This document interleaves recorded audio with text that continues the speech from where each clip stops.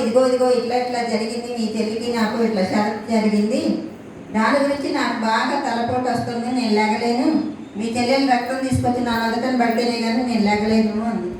అయితే అమ్మో 7 అన్నదమ్ములు కూడా మా అమ్మ నాన్న నవంగా పూజలు చేయంగా మా చెల్లెలు ఒకటి పుట్టింది మాకు, ఇదేంటి ఎట్లా మాట్లాడుతుంది అని చెప్పి, సరే అయితే అయిందిలే, సరే సత్యన్నను కత్తి కట్టి సరే వెళ్తా అన్నాడు. అంటే పాలు పోసే పదున నెయ్యి పోసే పదునక్క నూరింది, కత్తి కట్టింది, అన్నకేమో పంచ పరమన్నాలు కట్టింది, ఆడబిడ్డకేమో పెరిగన్నం కట్టింది, సరే వెళ్ళరా అని ముళ్ళుగారు చేతికి ఇచ్చింది, పంపించింది. వెళ్తా ఉన్నా వెళ్ళాడు. అమ్మ బావగారికి ఒంట్లో బాగాలేదంట, రారా వెళ్దామని అన్నారు.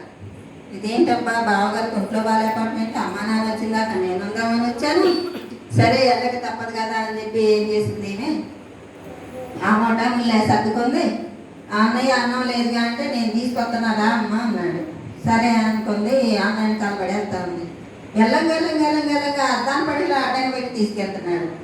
అయ్యో అన్నయ్య మనం దారి తప్పిపోయాం, ఇది దారి మంద కాదు అన్నది.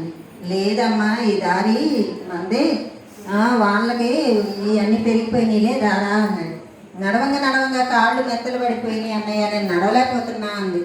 రారా అమ్మ ఏరు ఎక్కడుందో చూసుకొని అక్కడ కాసేపు విశ్రాంతి తీసుకున్నావులే రా అని అద్దాన్ని పడిలోకి తీసుకెళ్ళాడు. ఒక ఏరు వచ్చింది. ఏరు వచ్చిన తర్వాత అన్నయ్య నేను నడవలేను, ఆకలి కూడా వెళ్తున్నాను. సరేలేని ఇద్దరు కలిసి వెళ్ళారు.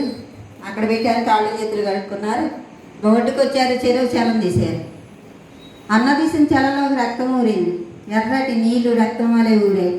చెల్లెలు తీసిన చలంలోకి పంచామృతాలు లాంటి పచ్చి పాల వలె, కొబ్బరి నీళ్ల వలె తెల్లటి నీళ్లు, మంచి నీళ్లు ఊరే.